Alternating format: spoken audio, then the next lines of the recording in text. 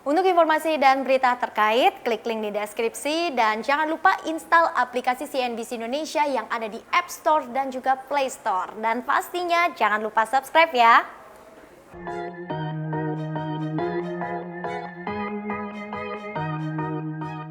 Ada kabar baik yang jarang terjadi dalam rekam jejak transaksi berjalan di tanah air. Per kuartal 3 2020, neraca transaksi berjalan Indonesia mencatatkan surplus.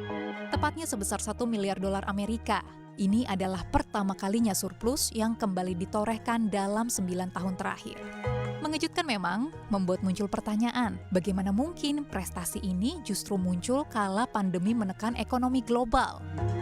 Jika ditilik lebih jauh, rupanya dalam 2 kuartal terakhir, neraca pembayaran Indonesia juga positif. Itu artinya terdapat kelebihan dana, perdagangan, dan investasi saat Indonesia berhubungan dengan negara lain, ketimbang dengan kewajiban-kewajiban yang harus dibayarkan.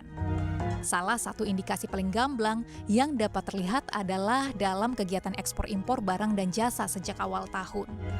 Neraca perdagangan Indonesia rupanya turut menoreh surplus sejak Mei lalu. Bahkan, di bulan Oktober, surplus yang diperoleh mencapai 3,6 miliar dolar Amerika dan menjadi pencapaian tertinggi sepanjang 2020. Lalu benarkah artinya neraca transaksi berjalan Indonesia sudah sehat? Rupanya tidak juga.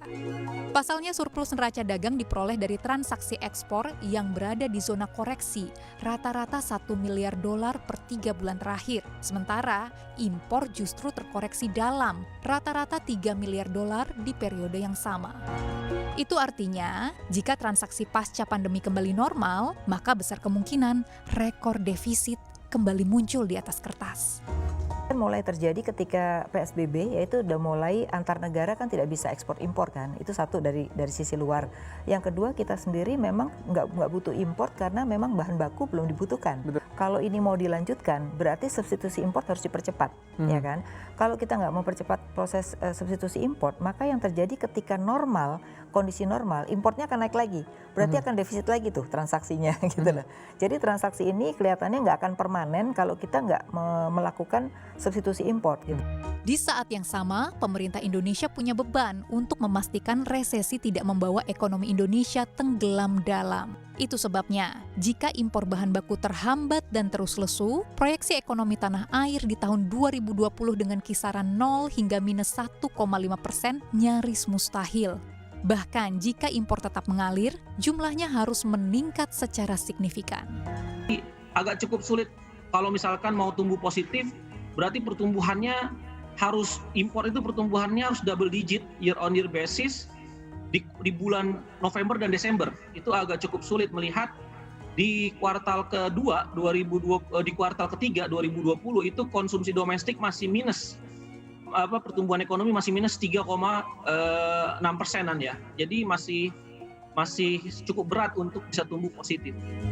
Meski neraca barang masih mencatat surplus, namun di satu sisi, defisit neraca jasa masih tinggi.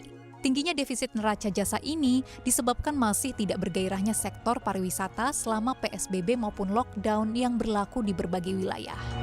Kondisi serupa juga terjadi di jasa telekomunikasi, komputer, dan informasi, karena adanya impor jasa untuk kebutuhan penunjang aktivitas masyarakat yang lebih banyak dilakukan secara online selama harus di rumah. Yang jelas, situasinya tak akan sama saat vaksin COVID-19 mulai didistribusikan ke masyarakat dan musim pemulihan ekonomi berlangsung. Lalu, saat setiap negara memilih untuk merestart ekonominya pasca pandemi, mampukah Indonesia mempertahankan surplus transaksi berjalan? Semoga saja. Tim Liputan CNBC Indonesia.